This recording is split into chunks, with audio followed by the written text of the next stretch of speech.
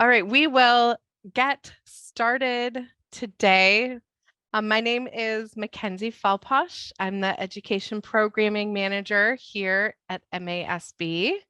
And while I get the slide deck up, Amy, if you want to introduce yourself, that would be great.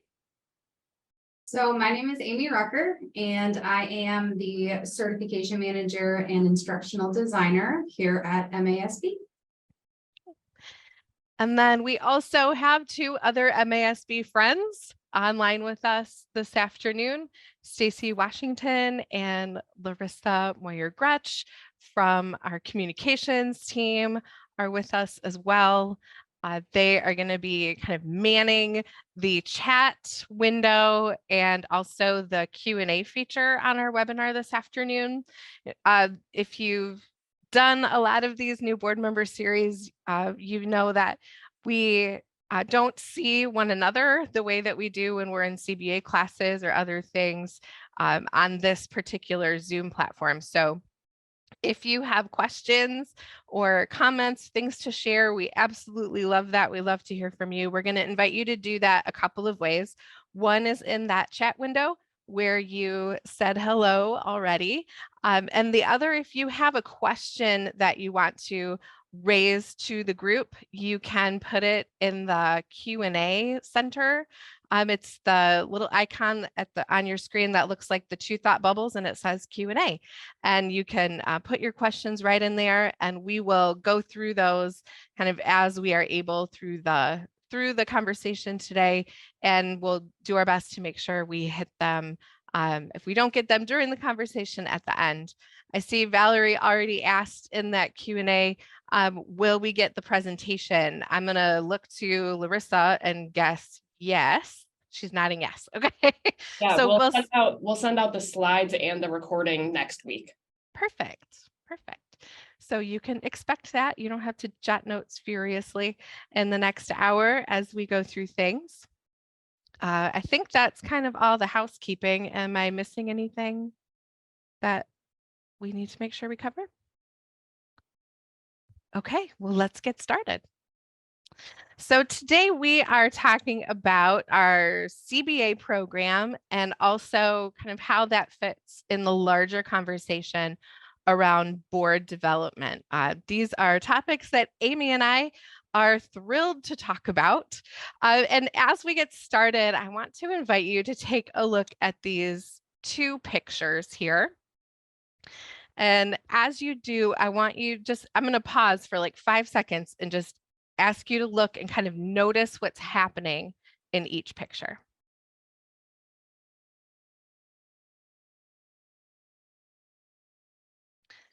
So as you do that, perhaps you identify on the left side of your screen a cycling race, the Tour de France, that happens every summer around France. And on the right, a crew team rowing their boat down the river. And perhaps you might ask yourself, Mackenzie, what does this have to do with school boards? Well, friends, I am glad that you asked.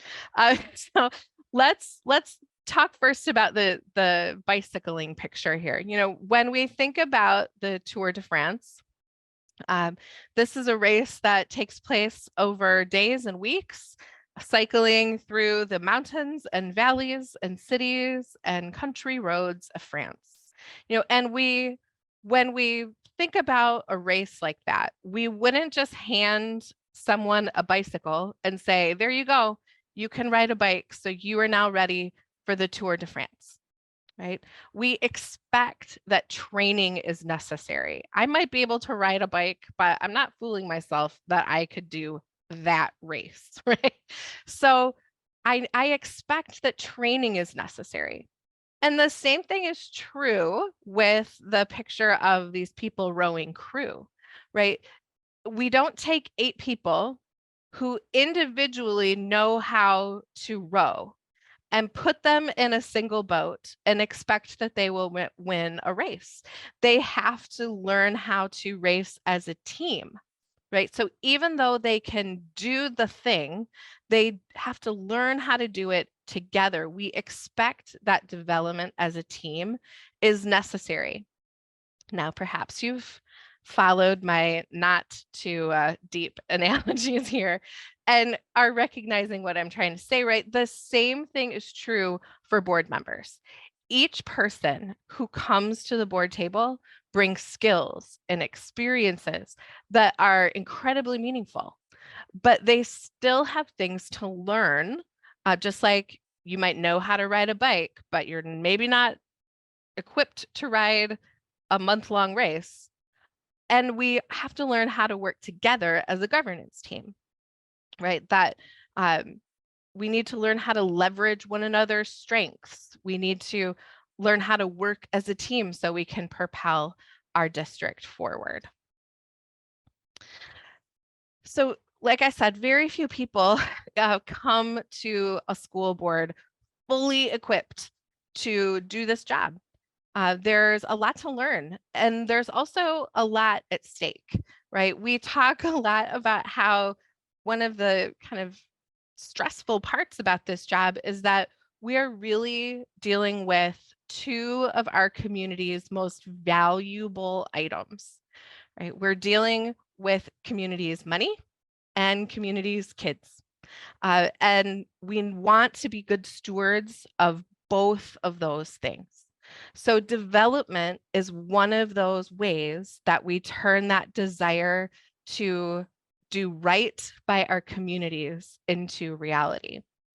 Every workshop we attend, every book we read, every course we take grows our skills and knowledge and ability as we're better equipped to do the work ahead of us. Of course, development is an investment in time. Another thing that makes board service kind of a different animal than a lot of other pieces of education is that we have day jobs, right? This is work that we do in addition to the rest of our lives. So we know that development is an investment of time and resources, right? It's time away from our families. It's time when we have to say no to other things. So when we talk with members, we are often quite willing to give of our own time, but we hear some other concerns about that investment into development that we want to invite you to think about differently this afternoon. And one of the concerns that we hear about training is, well, is this how districts should be spending their money, right? Isn't it better to spend our money on kids? So we want to invite you to shift perspective on that and instead see the investment that your district is going to make in you and in your governance team as a worthy one. One of the things that we know is that increasing your knowledge and sharing the learning that you bring with you directly impacts your effectiveness as a school board. And that's what we're going to talk about through our time together today. So in a very real way, board development impacts student achievement. Right? There is a line that runs through there. So we're going to spend some more time talking about that this afternoon. One other area that we want to address in terms of concerns when it comes to investing in board development is the question about what will my community think? So to answer that question, I'm going to turn things over to Amy. So in February 2014, MASB commissioned questions on the EPIC MRA statewide survey of likely voters. These questions asked voters how important they believed it was for elected school board members to receive formal professional development instruction in laws and policies that affect public K through 12 school districts, and whether or not they favored legislation that would require a minimum level of such instruction. Nearly 74% reported their belief that formal professional development instruction for school board members was either essential or at least very important. Of those 74%, 80% of respondents reported favoring legislation to require their professional development for school board members. These results clearly illustrate the importance of school board development, and that's why we're here. Thanks, Abe. Okay, so like every institution, MASB has a bit of lingo. We have our own language. And in fact, I've realized as Amy and I have been talking, we've already used some of it. So as we continue talking about training and board development, we wanted to take a minute and define some terms that you will hear us use here at MASB. So Amy, will you take this first one? So the CBA program is our first one. What is this? This is our Certified Board Member Award Program, and this offers school board leaders a way to develop new skills. You could stay up to date on educational issues and earn recognition for continued learning as a school board member. We currently have over 65 classes available at 2 varying levels. So we have our 100 level courses. This offers basic skills and a foundation on which to build on the 200 and 300 level courses. These 200 and 300 level courses are more detailed, and you can dive a little deeper into their respective topics. There's also several ways that you can participate in CBA courses. So we offer our in-person classes. We also have virtual options. In 2020, we began offering classes over Zoom with great success. The ease of access made it possible for anyone across the state to join without having to worry about travel, and that is something we are continuing. And then the final way that you could participate in our CBA courses is through our online classes. These are completely self-paced, and we currently have all of our 100 level classes available online, as well as our data classes that are available in this format. And we are always working hard to increase our online offerings. Board development and CBAs can be completed individually, or this can be completed as a whole board. We love seeing a whole board attend a conference or a CBA course together. It solidifies their commitment to learning as a governance team, and team being the key word here. You can learn more about our CBA program. I think that was listed in the chat, so you can visit that to learn more about our classes and see class descriptions.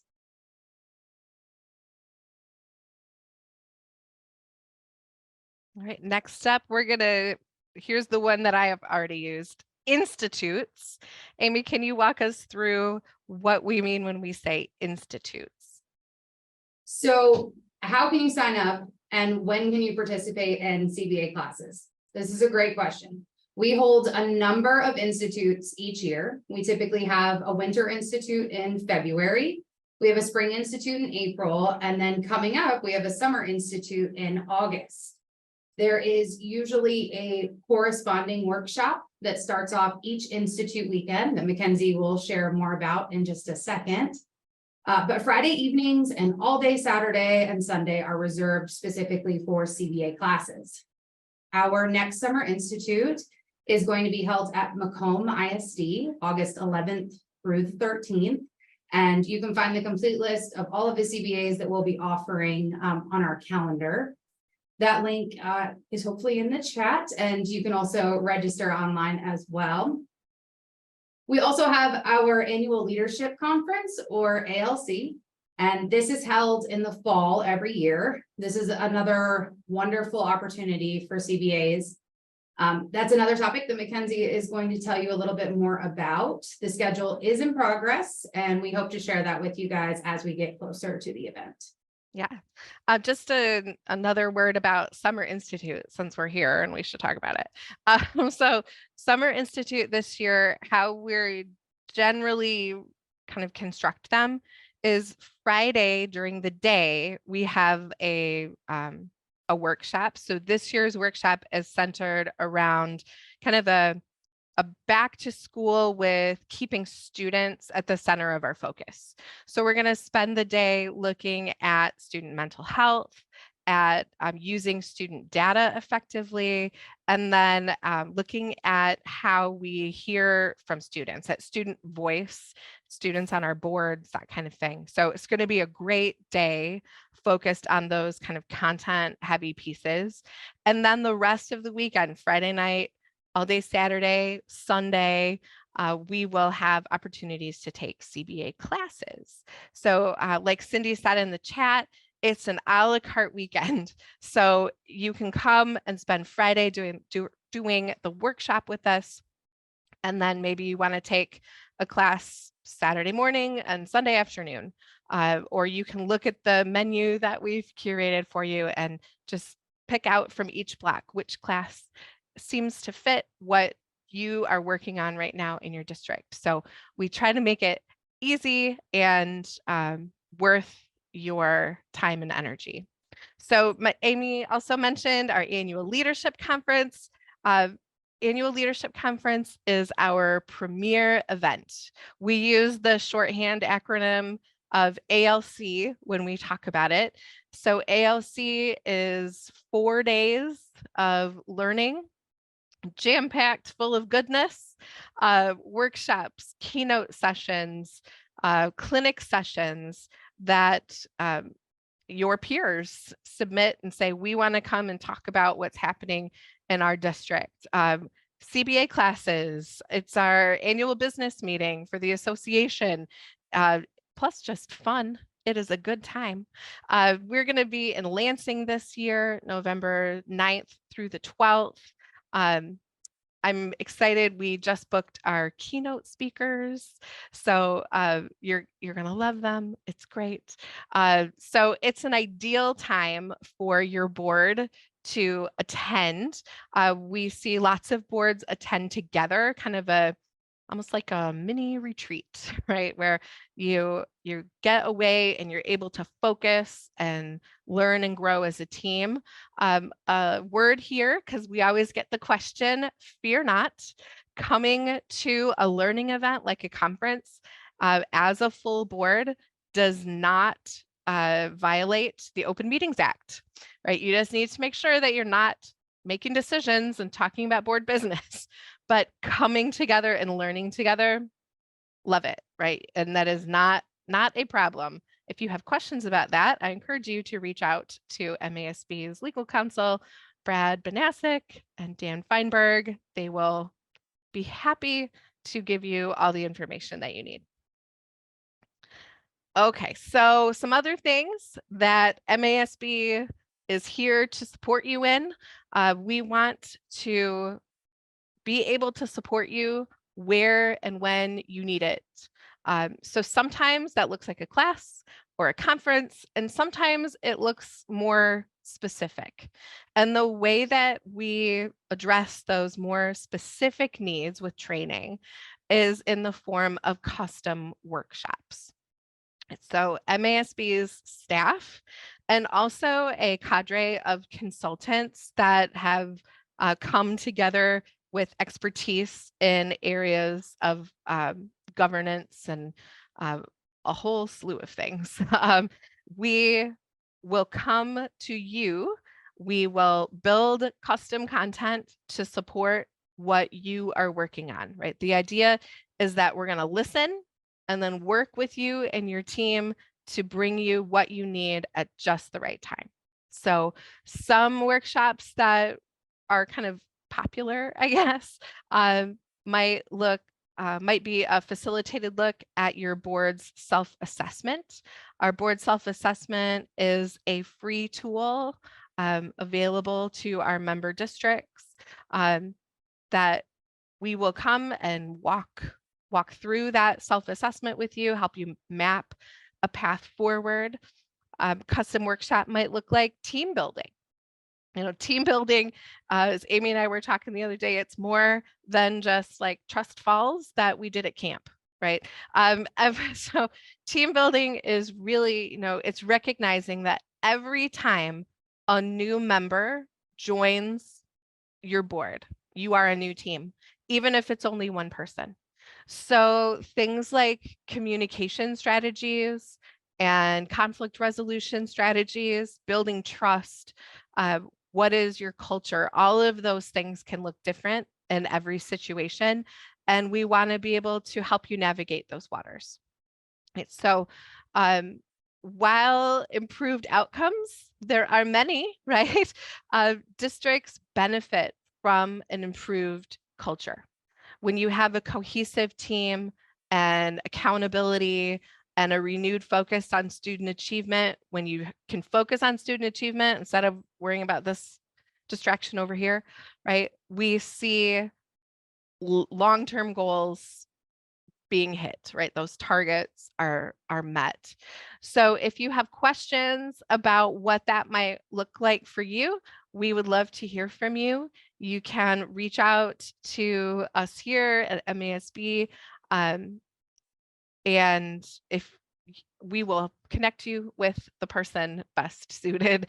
It's probably Debbie Steer. I don't know if Debbie is on this afternoon, but we'll make sure that you connect with who you need to.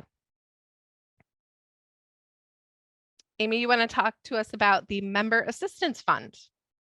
Absolutely. So continued training and education is so important, not only to us, but to you and your community. And we want to help you obtain that. MASB has a member assistance fund. This was started as a pilot program in 2019 and 2020. And we're going to continue that this year to help defray costs of districts that are experiencing financial hardship or that see costs as a deterrent to accessing our services or our events. The school board can apply for up to 50% discount off of an MASB service or workshop. So this is up to $1,500. And an individual board member can apply separately for 50% off of member training. So this is up to $250 for an individual. These funds are available on a first come, first served basis. So if you are interested, visit our website. We have a complete online application. You can also download a printable application, and you can also find some frequently asked questions regarding the Member Assistance Fund. Another option to remove those financial barriers is that in 2021, the Michigan legislature passed Public Act 87, which authorized Michigan Department of Education to reimburse local districts up to $100 per course for individual board members for training intended to develop and enhance your knowledge of school operations and governance and education law and things like that. So MASB is an approved provider of that training. And we have about 20 of our CBA classes that are on the list of programs where, or classes where you take the class, your district submits for reimbursement, and you get the money back. So that's pretty great. And these are classes like CBA 101, which is Fundamentals of Board Service, or CBA 253 on Board Operating Procedures, CBA 256 on Board Superintendent Relations. So they are a lot of the kind of the foundational classes around board governance. So when you take the class, again, just to be clear, it ends up costing $0. We love $0. And we are happy to help share more information about that. Larissa put in the chat a list of all of the classes and workshops that are eligible for that reimbursement. So that is pretty great. Who doesn't love a rebate?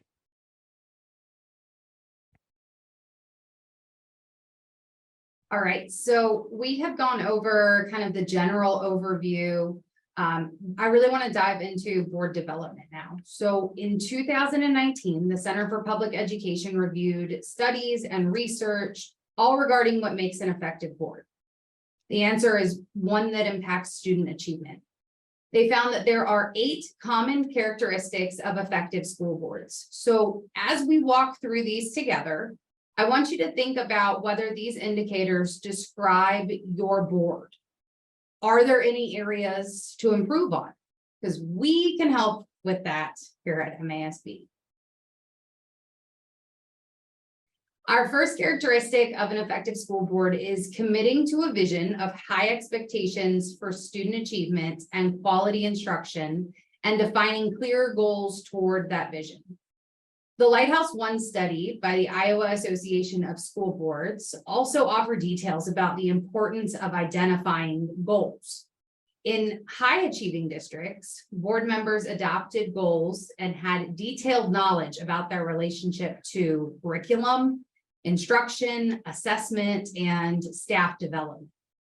As a result, these public officials could identify not only the purpose and processes behind school improvement initiatives, but also the board's role in supporting these efforts. By comparison, in low achieving districts, board members were only vaguely aware of school improvement initiatives. They were sometimes aware of goals, but seldom able to describe actions taken by staff members to improve learning. If you and your board feel this first characteristic might be an area in which you could strengthen your skills, this isn't an exhaustive list by any means, but there are a few recommendations that we can offer. So the first is strategic planning services. This is customized strategic planning and goal setting, which provides a framework for getting input from stakeholders, creates opportunities to develop or revise the mission and vision of the district, develops a process for establishing short and long-term goals, and creates a plan for implementation, evaluation, improvement. Our CBA 251 class, this is our strategic planning class. And in this CBA, you'll learn the board's role in setting strategic direction and developing goals for the district.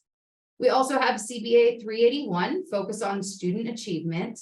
And in this course, you can explore the role of the local school board in advancing student achievement through multiple strategic and visioning tasks.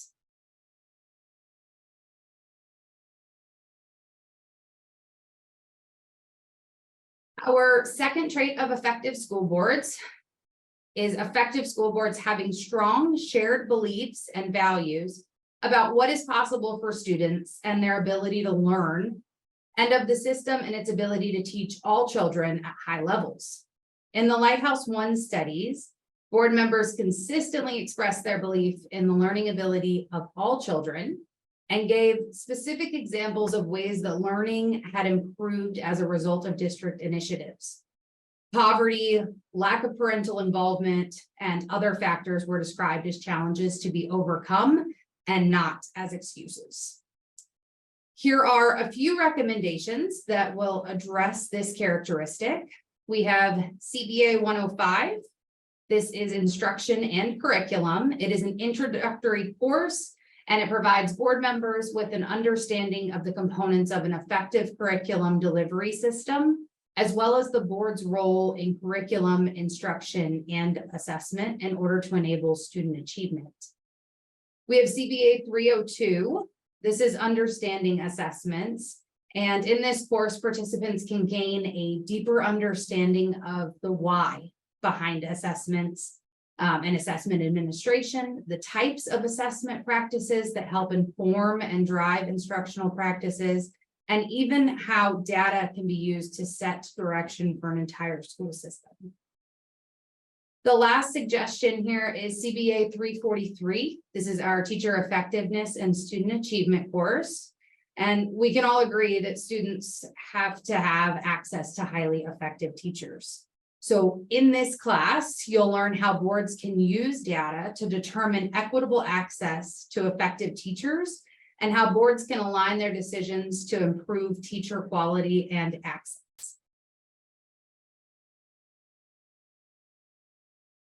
On to our third characteristic.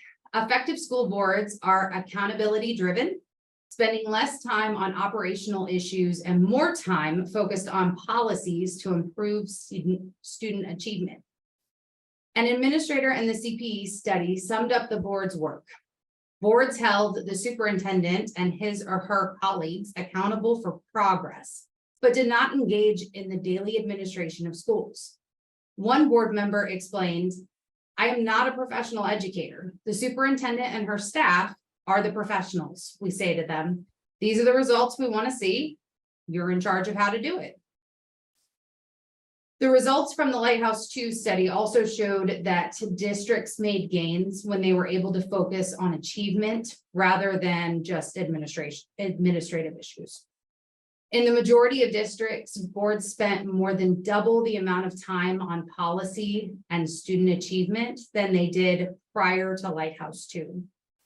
It was also common for these districts to schedule additional work sessions on student achievement. So a few recommendations that we have for this characteristic are an in-district workshop where we would come to you. So for example, we have working as an effective governance team, and this helps members to understand just that. We have our CBA 102 class, governing through policy. This is again one of those 100 level courses that will teach you the necessary skills and knowledge for establishing policy. And we also have our CBA 298 class. This is professional learning communities, a building block of high performing schools. And in this course, it is designed to give examples of specific policies and strategies that boards can adapt to improve learning for students and adults. So the Lighthouse studies were particularly relevant with this characteristic. An effective school board establishes a collaborative relationship with staff and the community and establishes a strong communication structure to inform and engage both internal and external stakeholders in setting and achieving district goals. Research shows us that school board members in high achieving districts had strong communication between the superintendent, staff, and each other. They received information from many sources, including the superintendent, curriculum directors, principals, teachers, and sources even outside of the district. While the superintendent was a primary source of information, he or she was not the only source. In addition to findings and research were shared among all the board members. By comparison, though, in low achieving districts, board members expressed concern that not all information was shared or shared equally. As a result, researchers said that some felt left out of the information flow. When connecting with your community, high achieving boards are able to give concrete examples of spaces where they have connected with and listened to their communities. Staff members commented that the board was supportive and would respect and listen to them. Again, as you know, this is not an exhaustive list by any means, but these are some good ideas on how you can increase this area of your board work if it's needed. So MASB offers board presidents workshops, and this focuses on the role of board president as well as how they can best collaborate and work with other board members and the superintendent. We have another 100 level class, 106, which is our community relations class. And in this course, you'll learn the basics of building strong community support for schools and education. CBA 232 is communicating effectively in difficult times. And in this class, you could come away with practical, research-based ways to communicate effectively with parents, community groups, the media, and others in times of stress or controversy. And we also have our CBA 264 class. This is shaping public opinion. This last class focuses on trust and credibility issues, giving you tools to build community involvement and lasting support for your school programs and reforms. Thanks, Amy. Amy tackled the first 4 of the 8 characteristics, and I'm going to take the last 4. So characteristic number 5 of an effective school board says effective boards are data savvy. They embrace and monitor data, even when the information is negative, and use it to drive continuous improvement. So Amy referenced a couple of times this Lighthouse study. The Lighthouse study, Lighthouse work is actually, there are 2 of them now, but it's work that the School Board Association in Iowa spearheaded, and they walked away from that body of research and looked at what low performing districts and high performing districts, where they saw discrepancies. And in this particular realm of data work, what they found was that board members in those lower performing districts provided little evidence of considering data in their decision-making process. They discussed their decisions not using data, but using personal stories and anecdotes. They talked in generalities rather than specifics, and they, rather than referencing data, they referenced their superintendent's or other central office staff interpretation of that data. So they saw data as something that other people owned and not them. They didn't know how to use it. They weren't data savvy. So effective boards were not afraid to confront negative data. In fact, they used it as the basis for improving instruction and learning.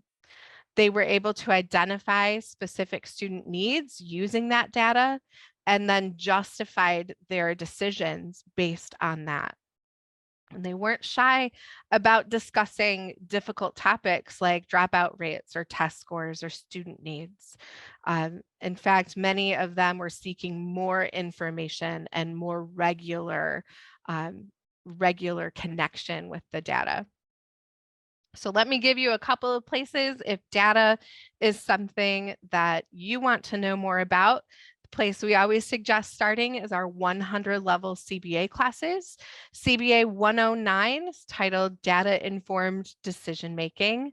And then we have a whole pathway of data classes around these issues and how to use data. We call it our data skills specialty. And if you complete all of the courses in that pathway, you get a special certification and award. Courses are updated and are actually live online in our learning management system. So you can take them at your own pace. From the comfort of your own home.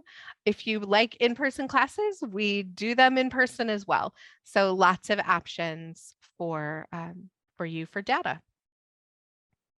Characteristic number 6 says effective boards align and sustain resources, such as professional development, to meet district goals.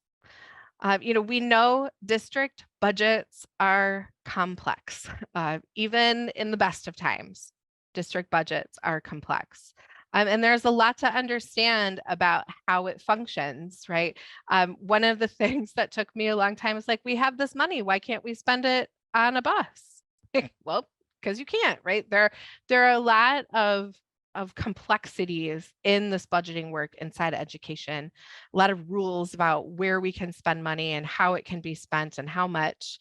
More than that though, effective boards understand that budgets are a reflection of their values and they work to align their spending with those goals.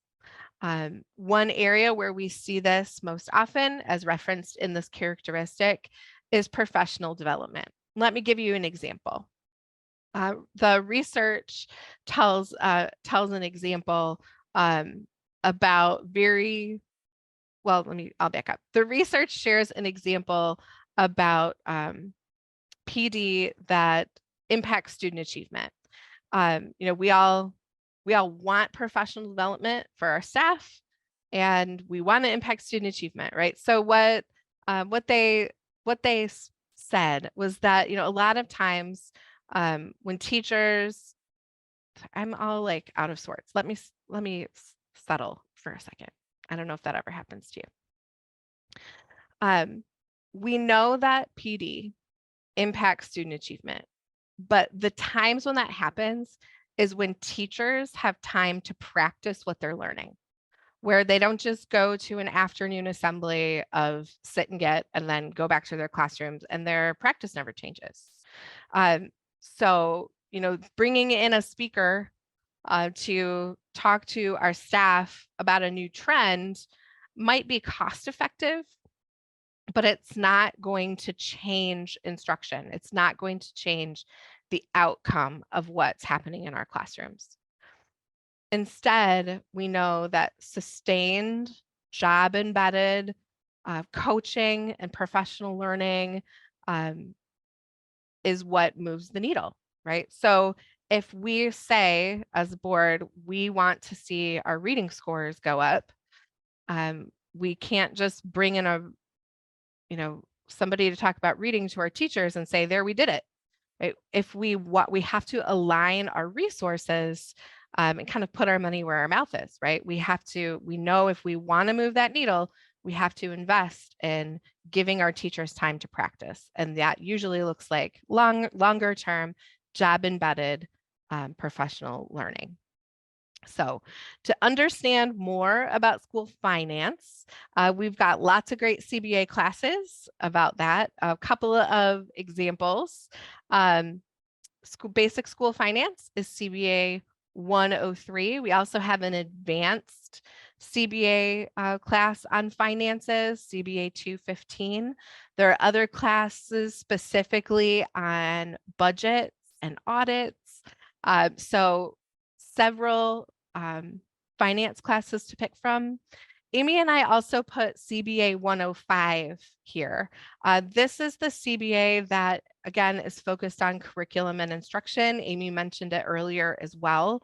But we spend a lot of time in this class talking about professional development and take a deeper dive into the research of the Iowa Lighthouse Project. So if that is interesting to you, that's a good place to start. Characteristic number 7 of an effective school board says effective school boards lead as a united team with the superintendent, each from their respective roles with strong collaboration and mutual trust. Districts with strong board superintendent relationships, perhaps not surprising, had greater student achievement as measured by dropout rates, and the percentage of students going to college, and also test scores. Right? So just uniting as a team, seeing your governance team, including the superintendent, working on building trust, growing collaboration, all of those things impact student achievement in very real ways.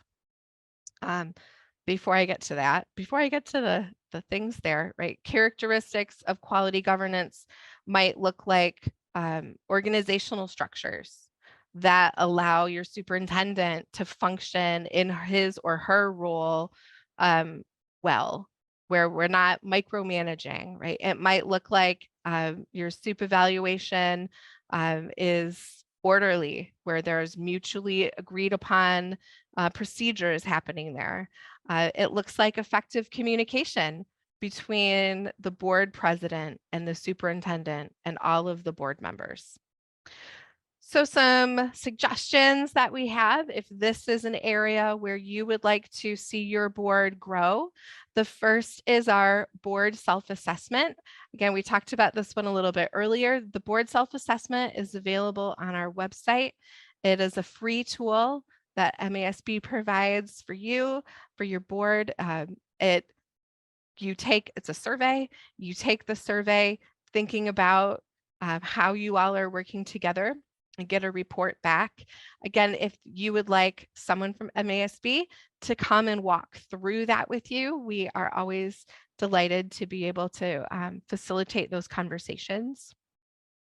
I also mentioned our communication and team building workshop. There's nothing like dedicating a little time to the specifics of bettering our communication or growing together as a group to make those things happen. We also can facilitate your superintendent evaluation. If you are a newer board, if you don't have a lot of veterans who've done this before, or if you're in the middle of a complicated situation, whatever support you need in that, we are available to help facilitate that evaluation, help walk you through the process of that. And then finally, we have a CBA class. CBA 276 is on board superintendent relations, and it's generally taught by a former superintendent who can speak very, very clearly to what a healthy relationship looks like between a board and a superintendent. It is a wonderful time, and all of them who teach it give really welcomed perspectives in that time. All right, last one. So we're kicking to the end here. Our 8th trait says effective school boards take part in team development training, sometimes with their superintendents, to build shared knowledge, values, and commitments for their improvement effort.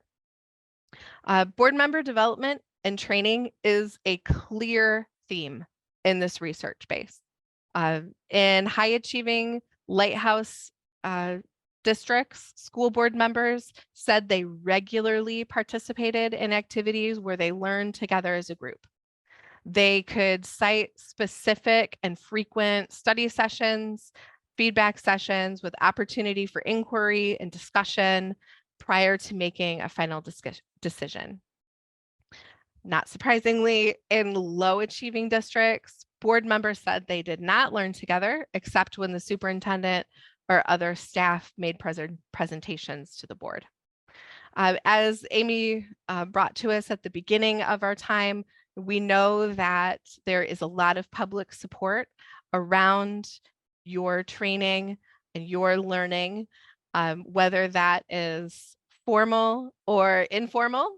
We've talked a lot about the formal learning that MASB can bring to you, workshops, classes, conferences, but there's a lot of informal things that you can do to grow and learn together too.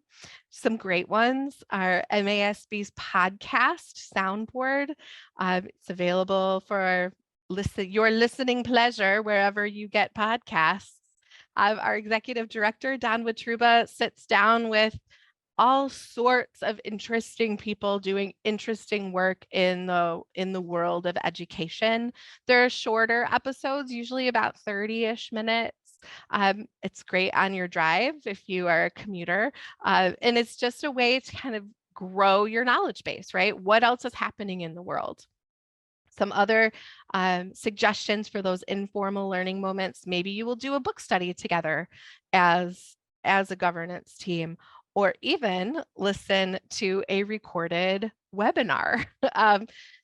So one of the things that we're working on doing is growing our recorded webinar library, but we have a pretty extensive library for you sitting there. It includes some different recordings of conferences, webinars, all sorts of things. Some of them are free. Some of them have a small fee attached to them, but they are all on demand and available for your viewing pleasure. You can find them on our website at masb.org/virtual learning. And okay, here we are. We're done with our 8 traits. We're wrapping up. Just a couple other things. I'll remind you again, if you have any questions, go ahead and throw them in the Q&A box. And Larissa is putting links in the chat if you want to access the podcast, recorded webinars, all sorts of good stuff. All right, so we've talked a lot about development. I hope that you can see how seriously we want to support you, and we honor your commitment to this work. It is no small thing that you do. And part of us honoring that work is the MASB Awards Program. So not only do you just get to learn for the sake of learning, but you get to learn and get an award. How great is that, right? So the award program was, excuse me, established in 1990. Veteran board members, educators, reps from other education associations came together and set out what this program would look like. And its goal was really to enhance the ability of boards of education to improve public schools for Michigan's kids. So a worthy goal indeed. Amy, you want to talk us through what this looks like? Yes, so our board member award program has 7 different levels. And as you can see there, all of these levels have different requirements. In addition to these awards, we also have awards for boards of education. So when a whole board reaches the same level. So I'll give you an example. We have an honor board award, and this is given when all board members achieve certification status or level 1. We also have 2 specialty certifications. We have an advocacy skills and a data skills certification. These classes are grouped together in these certifications, and they help you do just what the name implies. You can grow your skills as an advocate for your district and students, and you can get a better understanding of how to utilize data to ultimately affect student achievement. And you can learn more about this on our website as well.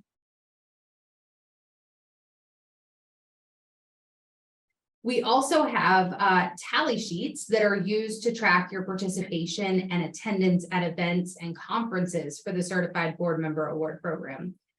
All of your attendance at MASB conferences, academies, any workshops, any seminars, all of the CBA courses through MASB are already going to be recorded on your transcript. Completion of the tally sheet allows you to receive additional educational credits for additional work outside of the association. So this could include anything from attending or serving as a panelist or speaker at a regional, state, or national education conference, promoting education through letters to the editor, or you could even meet with a member of the state legislature or Congress. You have to submit evidence of participation with your tally sheet in order to receive credit. But the great news about this is that our tally sheet can now be submitted electronically. And you can find more information about that online at our website.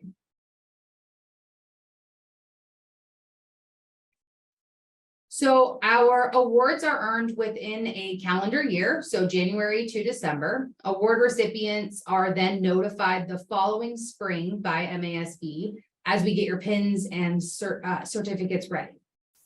In most cases, those are delivered at county area school board association gatherings across the state. So we have CASBA award ceremonies that are typically held at a local ISD. And an MASB staff member will probably be there to present you with your award. Those are always great nights. We love that. So with that, we've covered kind of the major components of our CBA program and board development. I don't see any questions in the Q&A window. So we thank you so much for joining us today. Excuse me, it's been a great to share with you about what we're doing here at MASB and opportunities that we can support you in. We love to see you in CBA classes. If you have any questions, know that we are always here to help. Always a pleasure to talk with you. So with that, we will say have a great afternoon, and we hope to see you in August at the Summer Institute.